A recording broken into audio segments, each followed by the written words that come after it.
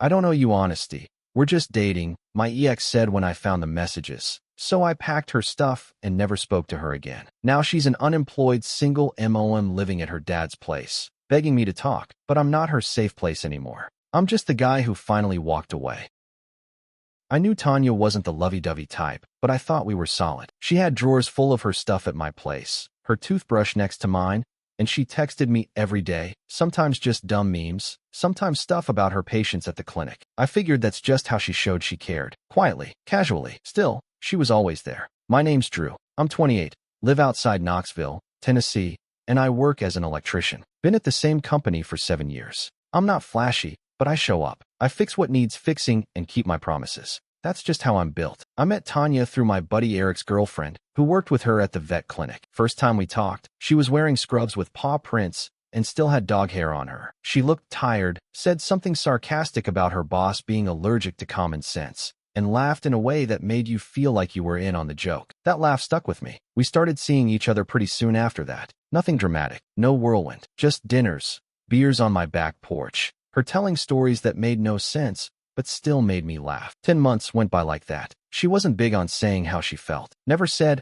I love you, not even once. But she'd swing by after her shifts without asking, or show up with takeout when I worked late. That stuff mattered more to me than words. At least back then. Quick note, before listening, share which city or country you're watching from. Some nights, she'd crash at my place 4 days in a row. My fridge had oat milk and weird granola bars I never touched. She'd leave hair ties everywhere. I'd trip over her sneakers in the hallway, curse, and then leave them right where they were. Felt normal. Felt like something that might actually grow into real life. She'd text me when she got home, always with that weird, chaotic energy. Your couch smells like man and dog. I approve. Or, if you die before Friday, can I have your hoodies? I laughed at her crap, even when it made no sense. I liked that she was blunt, funny, messy in a way that wasn't forced. She'd call me Old Man Drew when I fell asleep during movies, and I'd just toss a pillow at her. We weren't perfect, but we fit. Or at least, I thought we did. Then things started to shift. Small at first. She started tilting her phone away when we sat on the couch.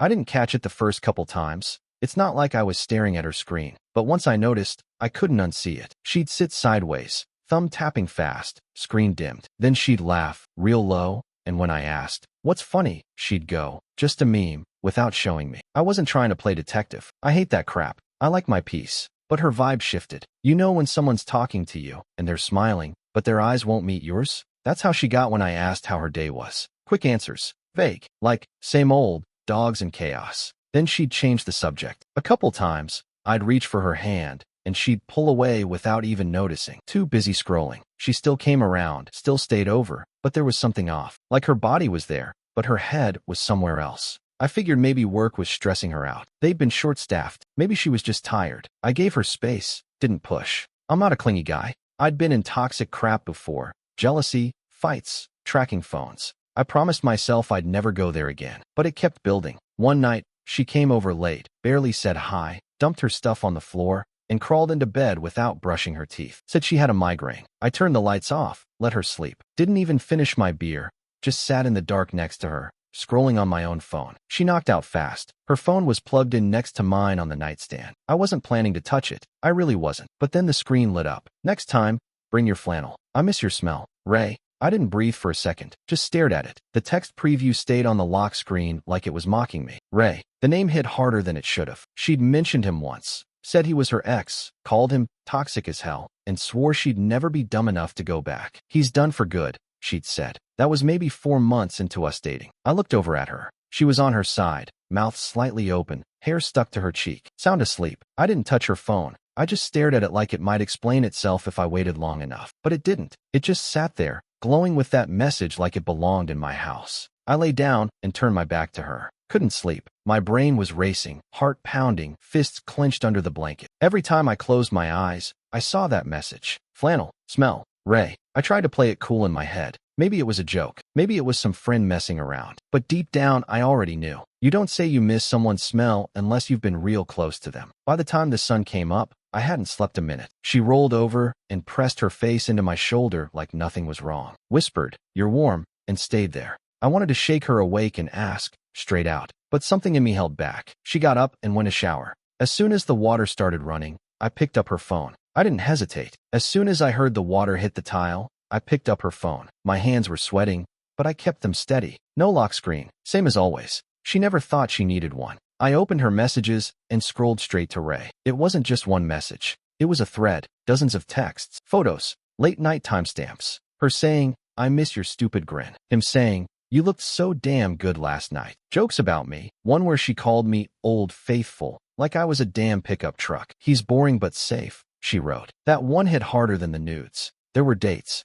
There were nights. Mentions of hotels. One that read, "I couldn't stop thinking about your hands." That was sent 3 days ago. 3 days ago, she was eating tacos on my porch and laughing like nothing mattered. I sat there reading until the water turned off. I didn't even hide it. She walked out in a towel, wiping her face, and froze. Her eyes locked on her phone in my hand. I looked at her, didn't speak. She stood still, then said, calm as anything, "Did you go through my phone?" I nodded once. "Ray, huh?" She sighed. Not guilty, not ashamed, just annoyed, like I'd interrupted her morning. "You're reading it out of context," she said. I laughed. "What context makes 'I miss your mouth' innocent?" She shrugged and walked over to grab her clothes from the chair. "I don't know what you want me to say. How about the truth?" She pulled on a shirt and didn't even look at me. "Fine. Yeah, I've seen him. A few times. A few times." My jaw locked. "While you were here, sleeping next to me, eating my food, leaving your crap in my house." She finally looked at me, arms crossed. "We're not married, Drew." That stopped me. She said it like that meant something. Like being unmarried meant she could do whatever she wanted. "I don't owe you honesty," she added matter of fact. I stood up slow. My hands were still at my sides, but everything in me was vibrating. Not with rage, just this sick realization that I'd been walking around blind, trusting her. "You owe me your stuff in a box. That's what you owe me." She blinked. "You're kicking me out." "No, you're leaving," I said. Big difference. She stared at me like she was waiting for me to crack, to backpedal. I didn't. I grabbed an empty laundry basket from the closet and started tossing in her things. Makeup bag, chargers, those stupid granola bars she left everywhere. She didn't argue, didn't cry, just stood there, arms folded, lips tight. "You gonna say anything?" I asked. She picked up her bag and dumped her shoes into it. "No point." "Nope," I said. "No point at all." She left her toothbrush in the bathroom. I threw it in the trash. She walked to the door, turned back, once like she might say something smart or dramatic. But all she said was, "I guess this is it then." I nodded. "It was at the second you hit send." She left without slamming the door. I locked it behind her. The lock clicked behind her, and that was it. No yelling, no begging, no crying, just silence. I sat on the edge of the bed for a long time. Her scent was still on the pillow. Her hair tie was still looped around the doorknob. I didn't touch it. I just stared at the floor. Eventually, I stood up, picked up my phone, and deleted her contact. Name, number, all of it. Blocked the whole thing. Wiped the texts. Photos too. That part hit harder than I expected, scrolling through months of pictures and tapping delete like they meant nothing. I got up, opened the fridge, saw her oat milk sitting there, poured it straight down the drain. I didn't tell anybody. Not at first. Not even Eric. And he introduced us. For about 2 weeks, life felt gray. Not sad, just muted. Like everything was on low volume. The music I usually cranked on my drive felt dull. I'd eat dinner and catch myself looking toward the couch like she might walk in. I kept thinking I heard her laugh in passing conversations or saw her out of the corner of my eye in parking lots. I wasn't heartbroken, just raw. Denise, my sister, stopped by one Saturday. She was dropping off a toolbox I'd loaned her. When she saw the house, clean, too clean, no Tanya stuff around, she raised an eyebrow. "What happened?" she asked, standing in the doorway with her keys in her hand. "She's gone," I said. Denise didn't press. She never does. "You good?" she asked. "I'll be fine." She gave me a hug and left a grocery bag on the counter. Some snacks. A 6-pack. Classic big sister move. That night, I signed up for a new gym and went the next morning. The soreness felt good. Felt like something real. I started picking up extra shifts too. My foreman didn't even ask why. I just told him to pencil me in wherever. I also pulled the cover off the old motorcycle I'd been meaning to fix since before Tanya came around. She used to complain it smelled like gas. I cleaned it, bought parts off Craigslist, watched videos, busted my knuckles a few times. It gave me something to focus on that didn't have her name on it. Week by week, the dullness faded. I stopped waiting for her texts. I stopped hearing phantom laughter. The silence in my house didn't feel heavy anymore. It felt earned. I started waking up earlier, sleeping better, eating like an adult again. Nothing dramatic, just steady. One night I sat on the porch, beer in hand, listening to the hum of crickets and some neighbor's dog barking down the road. For the first time in a while, I didn't think about what she was doing or who she was with. Didn't care. And that felt like peace. The next weekend, I packed up my old cooler loaded a tent in the back of my truck, and drove 3 hours out to Douglas Lake. I talked about taking a solo fishing trip for years, but always put it off. Work, women, plans, it was always something. Now I didn't have excuses. The air out there was clean, cooler than back home, too. Smelled like wet leaves and campfire smoke. I picked a quiet spot near the bank. Just me, the water, and enough silence to make a man think. I set up camp, built a fire, and cracked a beer while the sun dipped behind the trees. The lake was glassy, barely moving. Peaceful in a way I hadn't felt in a long time. I fished all day the next morning. Didn't catch much, didn't care. Cast, reel, cast again. It felt good just to sit still. That's where it really hit me. Out there with no phone, no noise, no one asking for anything. I started going back through everything I'd done for her. Not out of bitterness, just laying it all out, piece by piece. I remembered driving across town after midnight because her car wouldn't start, picking up her prescription when she forgot, waiting 45 minutes at a sushi place she insisted on, only for her to cancel on me last minute. She'd always say, "You're sweet," but never once said thank you. I'd been my whole week to fit her chaos. Reschedule jobs, skip the gym, drive her places because she hated Uber. I thought I was being a good guy, a steady guy,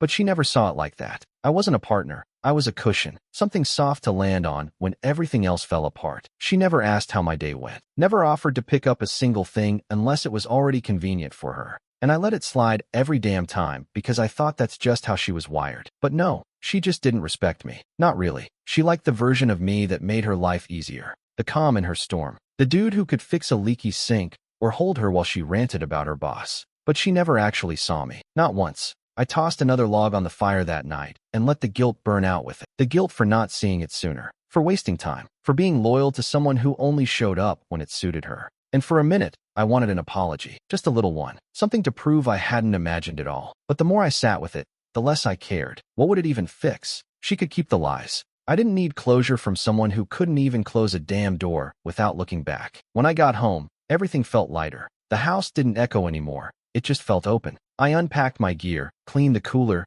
and threw the fishless line in the garage. Didn't feel like a failure. Felt like I'd finally reeled in the one thing I needed, clarity. I slept like a rock that night. No dreams, no spinning thoughts. Next morning, I woke up, brewed some strong coffee, and stood in the kitchen with the sun hitting my face. Didn't check my phone. Didn't care what anyone else was doing. For the first time in months, I didn't feel like something was missing. I felt like myself. I was wiring up a ceiling fan in a duplex over in Maryville when my phone buzzed in my back pocket. Didn't check it right away. I had both hands above my head, trying not to eat drywall dust. But once I wrapped up and grabbed some water, I saw the message. From Liv Vet Clinic. Hey, random, but have you talked to Tanya? Took me a second to even place the name. Liv, the one with the nose ring and the crooked tattoo on her wrist. She used to work with Tanya. They weren't exactly best friends, but they'd grab drinks sometimes after their shifts. I stared at the message, thumb hovering, then typed back. No. Why? 3 dots popped up right away. She was waiting for me. She's pregnant. Not Ray's. Not even close. I leaned back against the porch railing. The fan still had to be tested, tools needed cleaning, but suddenly I wasn't thinking about any of that. After Ray ghosted her, she went off the rails. Random hookups. Guys from high school. That bartender from Oak and Ivy. She says she doesn't know who the dad is. I didn't reply. The next message hit harder. She's living at her dad's now. Out of work. Lost her apartment. Looks awful, honestly. Like, not okay. I could see it, clear as day. Tanya, wrapped in a hoodie 2 sizes too big, bags under her eyes. Sitting on some sunken couch in a house that smelled like old coffee and guilt. Probably scrolling through her phone, looking for someone, anyone, to say she wasn't as alone as she felt. But I wasn't that person anymore. Liv added one last message. Didn't mean to bother you. Just figured you'd want to know. It's honestly sad to watch. I put my phone face down on the porch rail and took a long drink from the warm water bottle I'd left in the truck. The breeze was light, cicadas buzzing in the trees behind the house. Somewhere down the street, a dog barked at nothing. There was nothing else to say. Nothing I wanted to say. I didn't ask if Tanya was okay. I didn't ask what her plans were. I didn't offer to call. I didn't tell Liv I was sorry to hear it. I just stood there until the sweat started to dry on the back of my neck. Then I walked back into the house, flipped the breaker, and watched the fan blades spin up into motion. Clean, quiet, steady. That was all I needed. The first message came in on a Thursday night. I was sitting in bed, watching some old rerun with a bowl of chips in my lap. My phone buzzed. I glanced at the screen. Tanya, hey, hope you're doing okay. No emoji, no follow-up, just that. I stared at it for maybe 10 seconds. Then locked my phone and went back to the show. 2 days later, she sent another one. I know I'm the last person you want to hear from. I don't know. I've been thinking a lot. I miss you. I miss how steady you were. I never appreciated it, and I hate that it took me this long to realize what I lost. I read it, didn't answer. A week went by, then another message came through, longer this time. You were the only one who ever showed up when you said you would. Everyone else disappears. But you didn't. You listened. You cared. And I blew it. I know that now. I could really use someone who understands me, even just as a friend. Please. She left a voicemail later that night. I didn't even have her number saved anymore, but I recognized the voice instantly. Hey, it's me. Look, I'm sorry. I wasn't fair to you. I know that now. I wasn't in a good place back then, and I took it out on people who didn't deserve it. You didn't deserve it. I could really use a friend right now. I listened to it once. That was enough. Still said nothing. A few days later, I was walking out of Lowe's when another number popped up. I let it go to voicemail. Checked it in the parking lot. Hey, man, this is Cal, Tanya's friend. I don't know the whole situation, but I know she's been trying to talk to you. She's hurting, dude. She deserves to be heard. At least that. I stood there, leaning against the bed of my truck, sun beating down, people walking past me with bags of mulch and paint buckets. Deserves to be heard? I opened my messages. Typed out one line. She heard me just fine when she walked out. Sent it. Blocked the number. Blocked Cal, too. I didn't need to rehash the past just because she was finally sitting in the mess she made. I wasn't interested in playing therapist or being the soft place to land now that the other guys disappeared. She didn't want my voice when she had my heart. She doesn't get it now that I've got my peace. I got in the truck, cranked the engine, let the AC blast while the sun cooked the windshield. Then I drove home without looking back. The next message came 2 nights later. Long one. Paragraph style. No punctuation in half of it, like she was typing in a rush. I know I screwed up. I think about it every day. You made me feel safe, like I could just be without explaining myself. I miss that. I miss you. I didn't realize what I had until everything else fell apart. You were always there, even when I didn't deserve it. I'm sorry, Drew. Please, just talk to me. I didn't. I read it, closed it, didn't even block her this time, just left her on scene. That felt louder than anything I could have said. Next day, another one came through. Shorter, harder. So you're just gonna ignore me? After everything? You're just like every other guy. That one didn't sting like it used to. If anything, it confirmed I'd done the right thing. She followed it with a call. I watched the screen light up from across the room and let it go straight to voicemail. I didn't check it for hours. When I did, it was her voice again, thin, unsteady, like she hadn't slept. Hey, I know you probably don't want to hear from me. God, I don't know. I'm scared, Drew. Everything's a mess. I'm alone, and I don't know what to do anymore. I don't have anybody. She paused for a few seconds before hanging up. Still, I didn't respond. A few days passed. Then came the last one. You're not better than me. You're just cold, emotionally unavailable. That's why you'll end up alone too. Didn't even open it. Just saw the preview on the lock screen, swiped it away, and went back to whatever I was doing. Can't even remember now if I was sanding a cabinet or watching a game. But I remember exactly how I felt. Not angry, not smug, just done. She called me cold like it was an insult, but it wasn't that. I wasn't cold. I was quiet. I was finally done handing warmth to someone who treated it like a free refill. I'd spent 10 months giving, adjusting, compromising, steadying. She treated it like background noise. And now that her world had cracked open, she wanted back in like nothing happened. But that door didn't exist anymore. It wasn't locked. It wasn't even closed. It was gone. And I didn't miss it. The party was at some fancy event space downtown. White lights strung across the ceiling.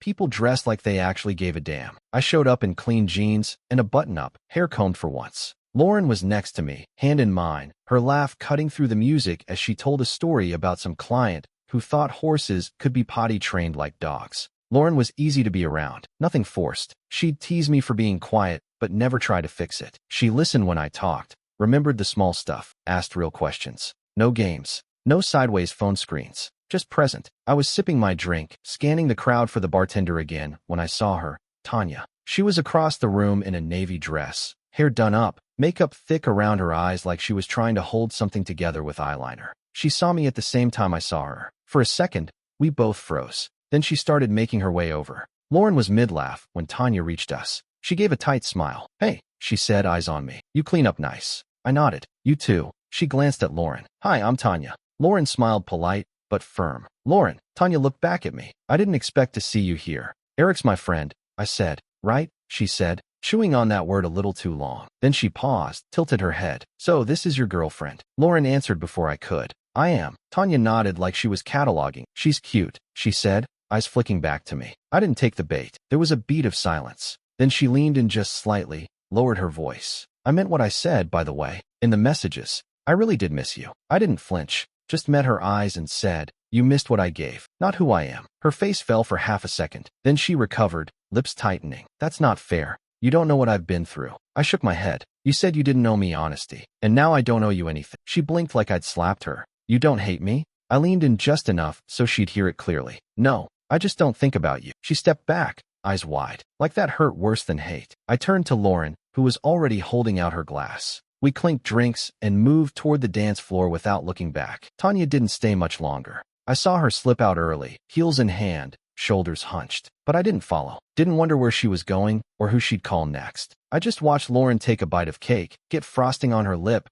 and laugh when I wiped it off with my thumb. Peace isn't loud. It's just finally knowing what you're not willing to take back. A few months after the party, I heard she had the baby. Didn't get all the details, just bits and pieces from people who still kept up with her. The guy who was probably the father bailed before the third trimester. She moved out of state to live with a cousin or someone. Left the vet clinic behind. Her social media went dark. Nobody hears much about her now, and that's fine. I don't wish her pain. I'm not sitting around hoping karma does a lap. I've got better things to think about. But I never answered another one of her messages. Not even when I saw she'd unblocked me and liked some old photo on my feed. Some people don't circle back because they love you. They come back because you made life easier for them. Because you were a soft landing when everything else got hard. Tanya didn't miss me. She missed my quiet, my patience, my consistency, the way I showed up without needing thanks. But I'm not someone's emotional crutch anymore. That job's filled. Lauren and I still don't talk much about the past. She knows enough. She knows I won't carry someone who can walk on their own. And me?